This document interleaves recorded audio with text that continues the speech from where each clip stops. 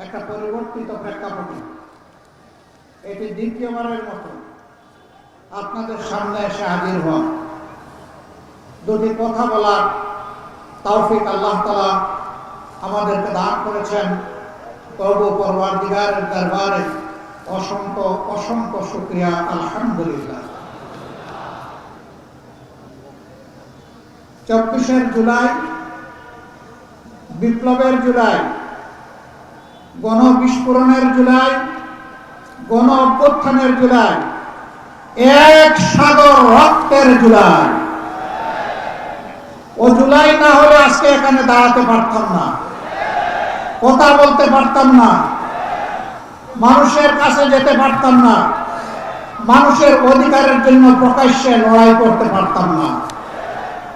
যাদের কারণে আজকে এখানে দাঁড়ানো, আমি আজ গভীর শ্রদ্ধার সাথে দিনাজপুরের 11 জন সহ সারা বাংলাদেশের সমস্ত শহীদদেরকে স্মরণ করছি। আমি কৃতজ্ঞতা এবং ধন্যবাদ জ্ঞাপন করছি সেই সমস্ত জুলাই যোদ্ধাদের যারা বুলেটের আঘাতে জর্জরিত হয়ে পঙ্গু হয়ে পড়েছেন, গুরুতর আহত হয়েছেন, মেরুদণ্ড আঘাত পেয়ে প্যারালাইজ হয়ে হাসপাতাল কিংবা নিজের ঘরে বিছানায় পড়ে আছেন। তাদের জন্য আমি গভীর সমবেদনা জ্ঞাপন করছি। আল্লাহ তাআলার দরবারে দোয়া করছি, আল্লাহ তাদেরকে সুস্থতার পূর্ণ নিয়ামত দান করুন। মা বোনেরা যারা জুলাইয়ের আকাঙ্ক্ষাকে সফল করার জন্য তাদের ভাইদের পাশে, সন্তানদের পাশে সাহস করে রাস্তায় নেমে এসে দাঁড়িয়েছিলেন, স্লোগান তুলেছিলেন, আকাশ বাতাস কাঁপিয়েছিলেন, জালিমের ভিড়কে থরথর করে কাঁপিয়ে দিয়েছিলেন, সেই মা বোনদেরকে আমি স্যালুট জানাচ্ছি। প্রিয় দিনাজপুরবাসী, পাকিস্তান আমলে যে 19টি বড় জেলা ছিল, সেই 19 জেলার মধ্যে নতুন রিন গভীর থেকে পরিষ্কার করে কাপড়কে রাখে নতুনের মতো উজ্জ্বল। নতুন রিন অ্যাডভান্সড পাউডার। দিনাজপুর ছিল একটি গুরুত্বপূর্ণ জেলা। দিনাজপুরকে গণ্য করা হয় বাংলাদেশের শস্য ভান্ডার হিসেবে। সারা বাংলাদেশের খাদ্যের 3 ভাগের 1 ভাগ যোগান দেয় বৃহত্তর দিনাজপুর। এই যারা নিজের উর্বর মাটিতে কঠোর পরিশ্রম করে বাংলাদেশকে যুগের পর যুগ দিয়ে চললেন, বাংলাদেশ দিনাজপুরকে কি দিল?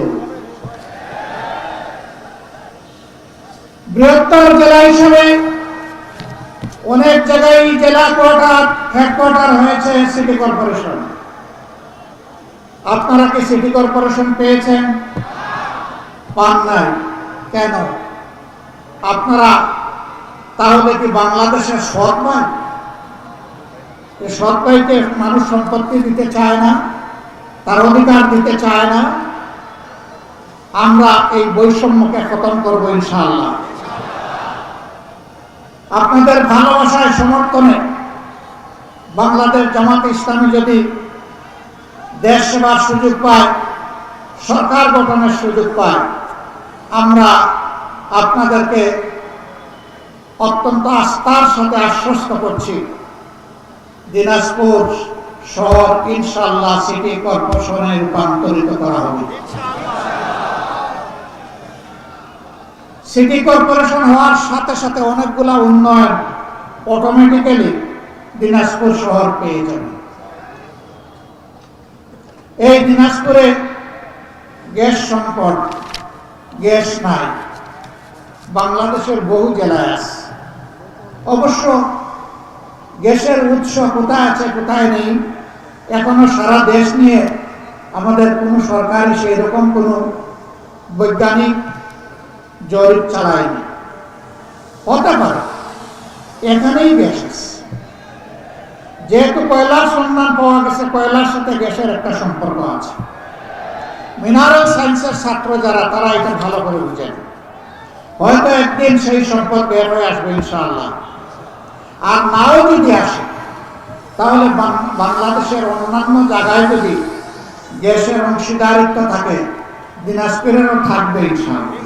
বৈজ্ঞানিক আর মা বোনদেরকে কাঠ পোড়ানো চাইতে চোখ ঝাঁঝালো করতে হবে না, যদি ইনসাফ ভিত্তিক একটি দেশ গঠন হয়। প্রিয় দিনাজপুরবাসী, এখানে কৃষক ভাইয়েরা বোনেরা কিষানীরা বড় কষ্ট করে ফসল ফলান। বৈজ্ঞানিক প্রযুক্তির এখানে ব্যবহার খুবই সীমিত। আজকে 2026 সাল, বিশ্বের বিভিন্ন দেশ স্বাধীন হওয়ার 25 বছরের ভিতরে কৃষিতে আধুনিক যন্ত্রপাতির সমন্বয় ঘটিয়ে স্বাভাবিক অবস্থার চাইতে 4 গুণ বেশি ফসল উৎপাদন করছে। আমরা হাড় ভাঙা পরিশ্রম করি, কিন্তু আমাদের জমিতে সেই ফসল ফলে না। আমরা চাই উত্তরবঙ্গ হোক আমাদের কৃষি শিল্পের রাজধানী। আমরা সেই শিল্পই এখানে গড়ে তুলব ইনশাআল্লাহ। কৃষিকে আর পুরানো ধাঁচা এখানে চালানো হবে না। এখানে কৃষিকে আধুনিকায়ন করে আধুনিক লজিস্টিক সরবরাহ করে ন্যায্য এবং স্বল্প মূল্যে কৃষকের হাতে তুলে দিয়ে আমরা এই জমির উৎপাদন বাড়িয়ে তুলব। বলবেন যে কিছু কিছু উৎপাদন করার পরে ওটারই তো সঠিক বাজার মূল্য পাই না, আবার সংরক্ষণের অভাবে অনেক সময় আমাদের উৎপাদিত ফসল ধ্বংস হয়ে যায়। আমরা আপনাদেরকে কথা দিচ্ছি, ফসলের ন্যায্য মূল্য ইনশাআল্লাহ নিশ্চিত করা হবে এবং ফসল এবং সবজির সংরক্ষণ নিশ্চিত করা হবে। জায়গায় জায়গায় সংরক্ষণাগার গড়ে তোলা হবে। তাহলে সারা বছর বাংলাদেশের মানুষ স্বস্তির সাথে ন্যায্য দামে, কমেও নয় বেশিতেও নয়, তারা সেই কৃষি পণ্যগুলা পাবে। তারা করবে এটা। যারা মানুষের তকদির নিয়ে টানাটানি করে তারা, নাকি যারা আল্লাহকে ভয় করে মানুষের আমানত রক্ষার জন্য সদা ভীত সন্ত্রস্ত থাকে তারা? যারা আল্লাহকে ভয় করে তারাই করবে ইনশাআল্লাহ। দিনাজপুরের মানুষ শিক্ষিত এবং বদ্ধ, এইখানে কোনো চাঁদাবাজি হয় না। ও মা, এখানেও হয়? শিওর? আরো বেশি? বেশি না কম? আচ্ছা, এটাও বাদ দিলাম, হয় এটা ধরে নিলাম। ছাতাবাজিকে ভালোবাসেন যারা, তারা একটু হাত তুলেন দেখি। ছাতাবাজের বন্ধু হতে যারা রাজি, তারা একটু হাত তুলেন। আসলে ছাতাবাজরা এত জ্বালাইছে, কোন জায়গায় হাত তুলবে আর কোন জায়গায় নামাবে অনেকে সেটাই টের পাচ্ছেন। ছাতা নিয়ে মানুষকে দিশাহারা করে ফেলেছে। পিঠাপুলির একটা দোকান নিয়ে আমার একটা মা বসেছে রাস্তার পাশে ফুটপাতে, ছোট্ট একটা ভ্যানের উপরে, সেখানে আসে চাঁদা খায়। লজ্জা হয় না? এই মাকে আমার দেশ কেন সম্মানিত করতে পারেনি? পেটের কুতার জ্বালায় উদা নিবারণ করতে নিজের করে হাতের তৈরি জিনিসগুলা নিয়ে এখানে এসেছে, বাচ্চাদের মুখে একটু খাবার তুলে দেবে। তুমি এসে ডাকাতের মতো সেখানে অংশ বসাও। লজ্জিত আমরা, লজ্জিত বাংলাদেশ। এই লজ্জার হাত থেকে বাংলাদেশকে আমরা উদ্ধার করতে চাই। ইনশাআল্লাহ আমরা পারবো, কারণ আমরা ঘোষণা করেছি চাঁদা আমরা নেই না এবং কোন চাঁদাবাজকে আমরা চাঁদা নিতে দেব না। যারা নেয় না তারা এই কথা বলতে পারবে, যারা নেয় তারা এই কথা বলার কোনো সাহস রাখে না। আমরা বলেছি সব ধরনের দুর্নীতি বন্ধ হবে। দুর্নীতি আমরা তো করবই না, করার প্রশ্নই উঠে না। এই সোনার বাংলাদেশে আর কাউকে দুর্নীতি করতে দেওয়া হবে না। মুশকিলে পড়েছে এখন দুর্নীতিবাজ আর চাঁদাবাজরা। বলে যে জামাতের আমির বলে কি, আমরা এখন যাবো কোথায়, আমরা খাবো কি? না রে ভাই, তোমরা এই দেশের মানুষ, আমরা তোমাদেরকে ভালোবেসে বুকে টেনে নেব। আমাদের মতো তোমরাও পরিশ্রম করে সম্মানের সাথে উপার্জন করে সম্মানের সাথে এদেশে গর্বিত নাগরিক হিসাবে তোমরাও বসবাস করবা ইনশাআল্লাহ। এই জন্য যত ধরনের সহায়তা তোমাদেরকে দেওয়া দরকার সব দাও। তবু আল্লাহর রাস্তে বলবো, চাঁদা তোমরা নিও না, দুর্নীতি তোমরা করো না। মা বোনেরা আজকে নিজেদের প্রয়োজনের তাগিদে মেধার ভিত্তিতে তারা সমাজের উন্নয়নে ভূমিকা রাখেন, কিন্তু সমাজে তাদের জন্য নিরাপদ সম্মানের জায়গা নাই।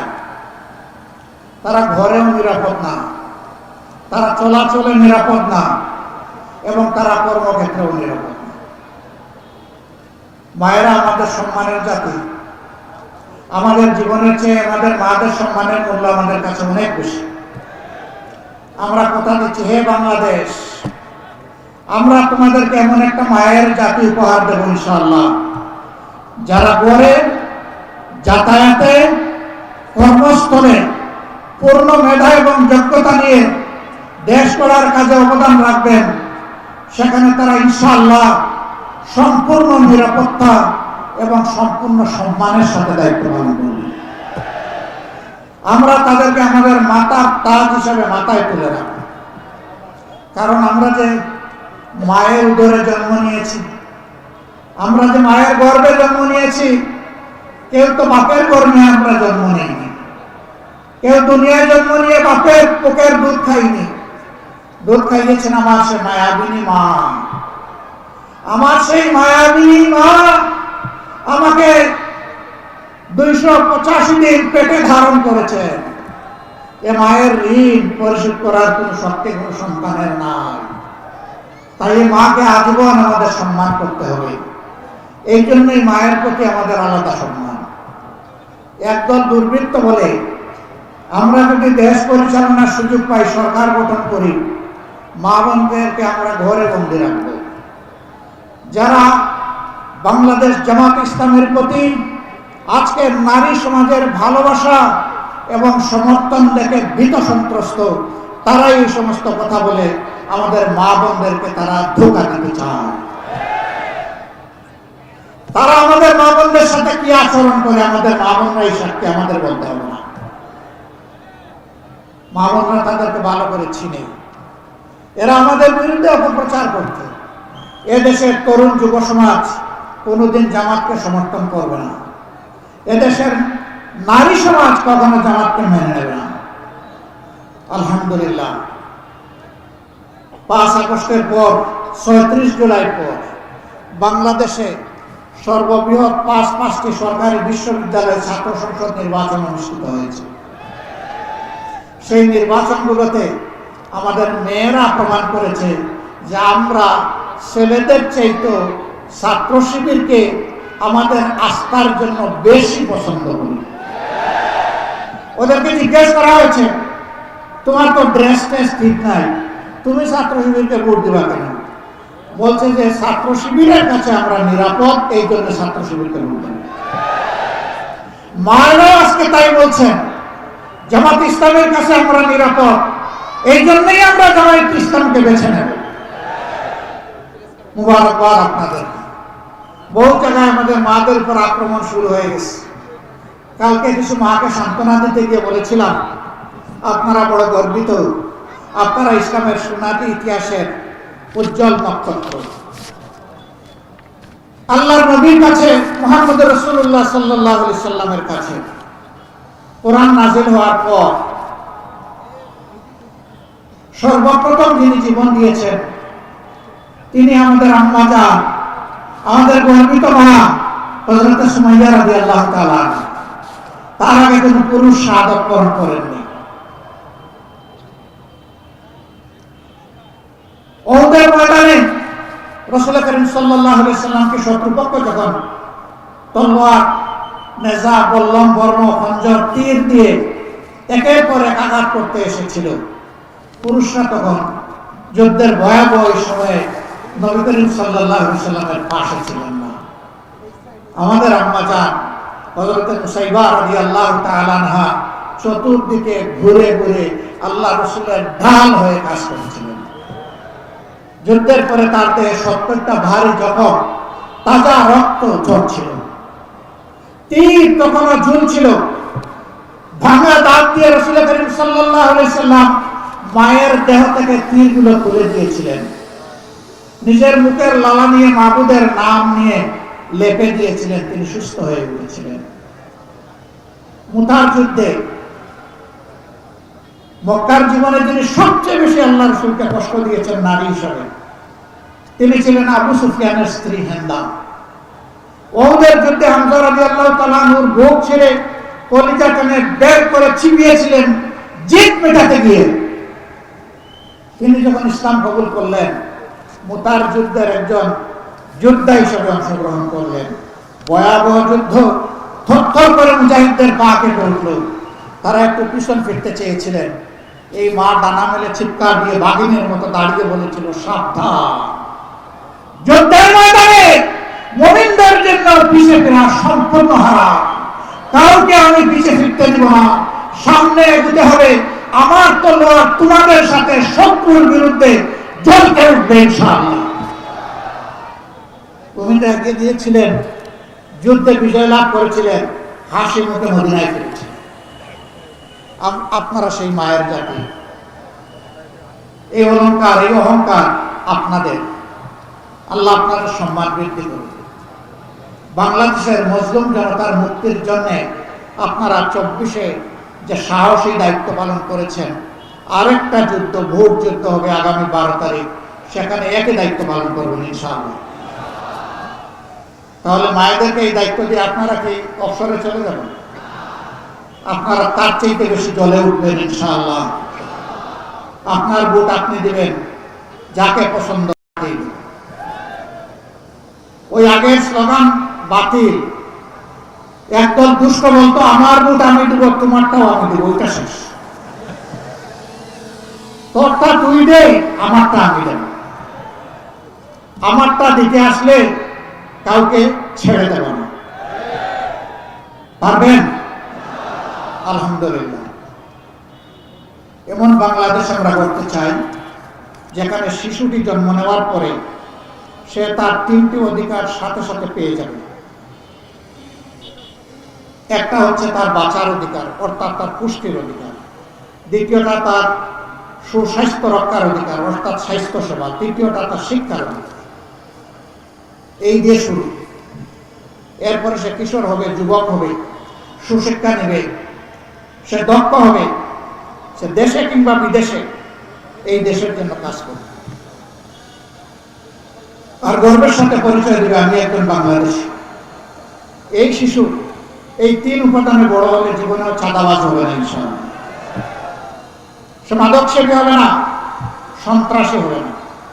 তার কারণে তার পরিবার, তার মা বাবা এবং সমাজ সম্মানিত হবে ইনশাআল্লাহ। আমরা সেই বাংলাদেশ করতে চাই। আগেই বলেছি, মা বোনেরা যেখানে সম্পূর্ণ নিরাপদ থাকবেন। আমরা ওই বাংলাদেশ করতে চাই যেই বাংলাদেশের শিক্ষা প্রতিষ্ঠানে আর কোনো গণরুল তৈরি হবে না, আর কোন মায়ের সন্তানকে জীবন দিতে হবে না, আর কোন রক্ত ঝরবে না। সেখানে চলবে জ্ঞান এবং প্রজ্ঞার প্রতিযোগিতা, গবেষণার প্রতিযোগিতা। অস্ত্রের ঝনঝনানি আর ওই সমস্ত শিক্ষা প্রতিষ্ঠানে হবে না। আমাদেরকে মানুষ জিজ্ঞেস করে, আপনারা যদি একটা বাংলাদেশ সরকার গঠন করার সুযোগ পান, দেশটি কেমন হবে? আমি বলি, আজকের ঢাকা বিশ্ববিদ্যালয় যেমন হয়েছে তার চেয়ে ভালো হবে। ঢাকা বিশ্ববিদ্যালয়ের কাজ শুরু করেছে 6 মাস হয়নি।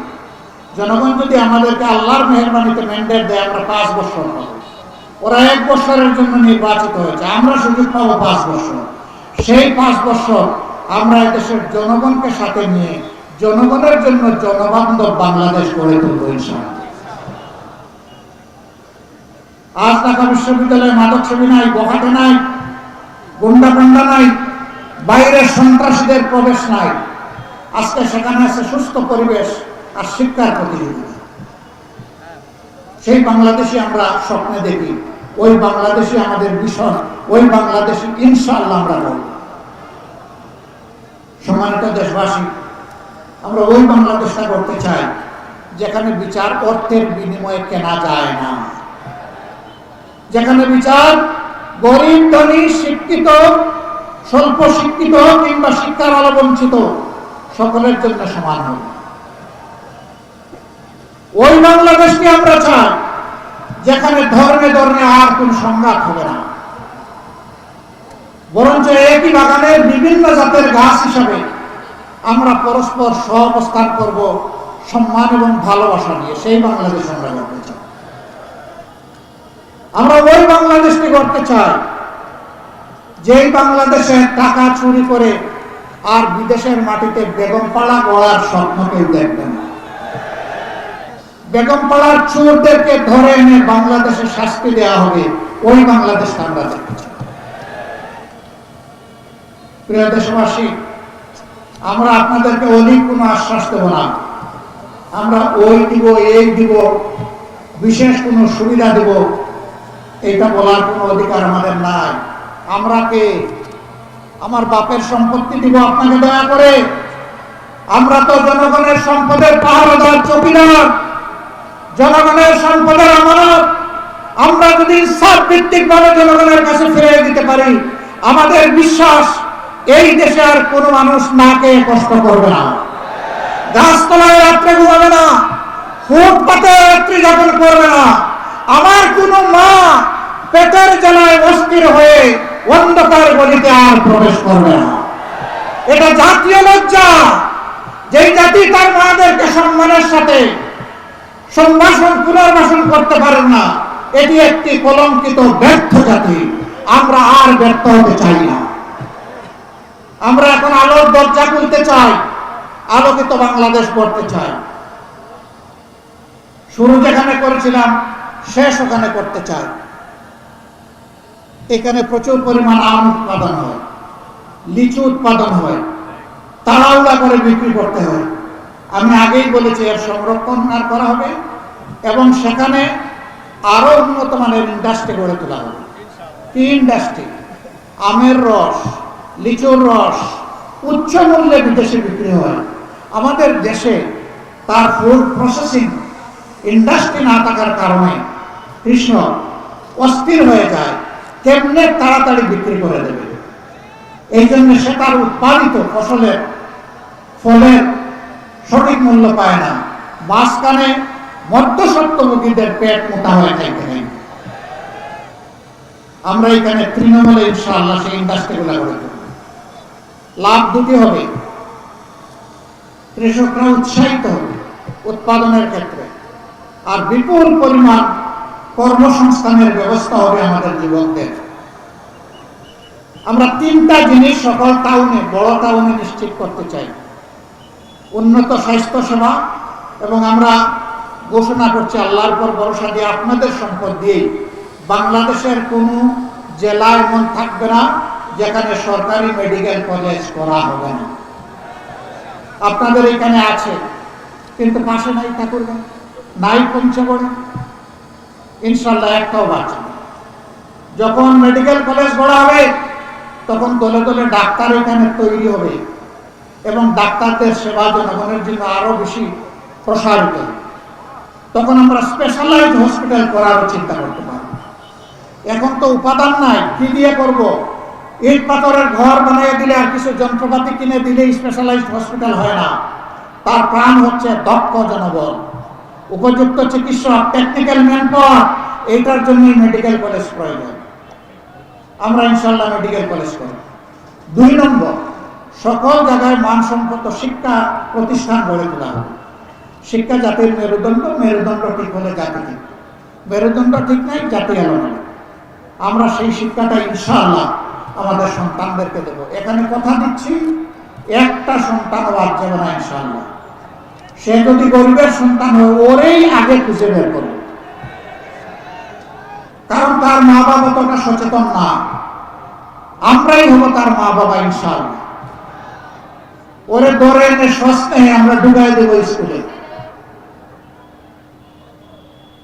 5 বছর বয়স পর্যন্ত সকল শিশু বিনামূল্যে চিকিৎসা পাওয়ার অধিকার রাখা সরকারের কাছে, তা নিশ্চিত করা হবে ইনশাআল্লাহ।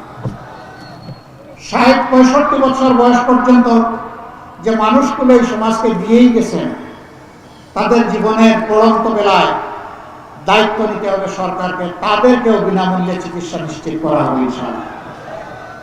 মাঝখানে যারা আছেন, যারা নিজেরাই পারবেন তারা কুলাবেন, যারা পারবেন না তার দায়িত্ব নিতে হবে সরকার। এইভাবে একটা সমন্বিত চিকিৎসা ব্যবস্থা ইনশাআল্লাহ আমরা গড়ে তুলব। আবার বলছি, আপনাদের টাকা দিয়েই আপনাদের এই ব্যবস্থাপনা হবে ইনশাআল্লাহ। বলবেন আমরা কোথায় টাকা দিই, আমরা তো ট্যাক্স ম্যাক্স দেই না। কে বলছে?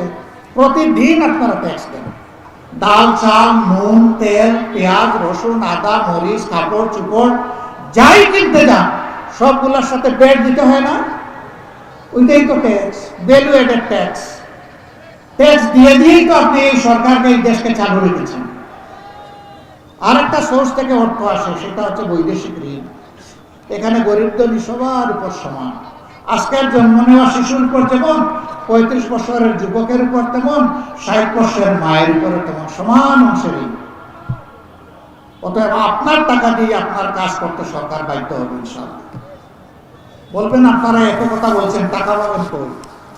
ওই যে আপনাদের টাকা, আর চুরদের হাতটা জাস্ট একটু অবশ করে দেওয়া হবে। আর আপনাদের টাকার বরকত বেড়ে যাবে ইনশাআল্লাহ। এইভাবেই আমরা বাংলাদেশটাকে করতে চাই। আজকের পরিসরে কথা কিছু রেখে দিলাম আগামীর জন্য। আল্লাহ তাআলা যেন তৌফিক দান করেন। সকল দলের প্রতি আমাদের অনুরোধ, বড় উচ্চ মূল্যে কিনা আমাদের আজকের এই পরিবেশটা, মেহরবানি করে শহীদদের প্রতি সম্মান দেখান সবাই। কেউ আগামী নির্বাচনে সন্ত্রাস করবেন না, ভোট জালিয়াতির অথবা ইঞ্জিনিয়ারিং এর চিন্তা করবেন না। সরকারি প্রশাসনে যারা আছেন তাদের প্রতি আমাদের অনুরোধ, আপনারা এই দেশেরই সন্তান, এই দেশেরই মানুষ। দেশ এবং আপনার সন্তানের ভবিষ্যৎ বিবেচনায় মেহরবানি করে আপনার দায়িত্ব নিরপেক্ষভাবে পালন করেন। আপনি কারোই পক্ষ নেবেন না, তাহলে দেশবাসীর দোয়া পাবেন, আল্লাহ আপনাদের সম্মান বাড়িয়ে দিবে, আমাদের দেশটা সঠিক পথ খুঁজে পাবে। আমি এখন 6 জন সহকর্মীকে আপনার সামনে পরিচয় করে দিয়ে বিদায় দিচ্ছি। দিনাজপুর 1 আসনে আমরা 10 দলের পক্ষ থেকে যাকে প্রার্থী হিসাবে দিয়েছি, ডান দিকে আসবেন, তিনি হচ্ছেন আমাদের স্নেহের ভাই মতিউর রহমান। তার হাতে আমরা প্রতীক হিসাবে পাল্লা তুলে দিয়েছি। এই যে পাল্লা, আপনারা এই দাড়ি পাল্লার সাথে সবাই থাকবেন তো ইনশাআল্লাহ? 12 তারিখ দাড়ি পাল্লার বিজয় 1 নম্বর আসনে নিয়েই আপনারা ঘরে ফিরবেন নিশ্চিত করে ইনশাআল্লাহ। আপনাদের সকালকে ধন্যবাদ। 2 নম্বর আসন আফজালুর রহমান, আফজালুল আনাম, আলহামদুলিল্লাহ তার হাতেও দাড়ি পাল্লা। ইনসাফের প্রতীক। আমরা সমাজে ন্যায় ইনসাফ কায়েম করতে চাই, বৈষম্য দূর করতে চাই, একটা মানবিক বাংলাদেশ করতে চাই। আপনারা কি তার হাতকে শক্তিশালী করবেন? তার জন্য এখন থেকে দিনরাত খাটবেন, এতে বিজয় নিয়ে ঘরে ফিরবেন ইনশাআল্লাহ। আপনাদেরকে মোবারকবাদ। 3 নম্বর আসনে মাইনুল আলম। ওয়ালাইকুম আসসালাম। এই যে মুরব্বী মানুষটা সাদা হতে হতে লাল হয়ে গিয়েছেন, এই মানুষটাকে আপনাদের ভালো লাগে, মায়া লাগে? আমরা তুলে দিলাম মায়ার মানুষের হাতে পাল্লা। ইনশাআল্লাহ বিজয় হবে দাড়ি পাল্লা। সেই বিজয় নিয়ে আপনারা ঘরে ফিরবেন ইনশাআল্লাহ। 4 নম্বর আসন আফতাবউদ্দিন মোল্লা, জাতেও মোল্লা, দেখতেও মোল্লা, আর আসলে একটা কামলা মানুষ। এর আগে উপজেলা চেয়ারম্যান ছিলেন, নিবেদিত প্রাণ হয়ে মানুষকে তিনি সেবা দিয়েছেন। এবার সংসদে গিয়ে আপনাদের পক্ষে আওয়াজ তুলবেন। আপনারা ইনশাআল্লাহ, তাকে একটু মায়া লাগে দেখতে, আমারও মায়া লাগে। আপনারা তার পাশে দাঁড়াবেন মজবুত হয়ে এবং তার বিজয় নিশ্চিত করে ইনশাআল্লাহ আল্লাহর উপর ভরসা করে আপনারা করে ফিরবেন। এরপরে 5 নম্বর আসন ডাক্তার আব্দুল আহাদ, এনসিপির পক্ষ থেকে তাকে এখানে আমরা প্রার্থী হিসাবে 10 দলের পক্ষ থেকে দিয়েছি। তাকেই দাঁড়িপাল্লা মনে করবেন, তাকেই রিক্সা মার্কা মনে করবেন, তাকেই দেওয়ালগড়ি মনে করবেন, তাকেই বটগাছ মনে করবেন, তাকেই ছাতা মার্কা মনে করবেন। আখের তাকে শাপলা কলি মনে করবেন এবং মনে করে একসাথে লড়াই করবেন ইনশাআল্লাহ। তারও বিজয় ছিনিয়ে এনে আপনারা ইনশাআল্লাহ ঘুরে ফিরবেন। আপনাদেরকে ধন্যবাদ। সর্বশেষ আনোয়ারুল ইসলাম, দিনাজপুর জেলার সাবেক আমির, দীর্ঘদিন তিনি মাঠে ময়দানে চষেছেন, এই ময়দানকে তৈরি করেছেন। একবার তাকে ঠকানো হয়েছে, এবার আর কেউ ঠকাতে পারবে না ইনশাআল্লাহ। এবার আপনারা তার হাতের দাড়ি পাল্লাকে বিজয়ী করে ইনশাআল্লাহ ঘরে ফিরবেন। আপনারা রাজি আছেন? সবাইকে নিয়ে ঝাঁপিয়ে পড়বেন ইনশাআল্লাহ তাআলা আযীম।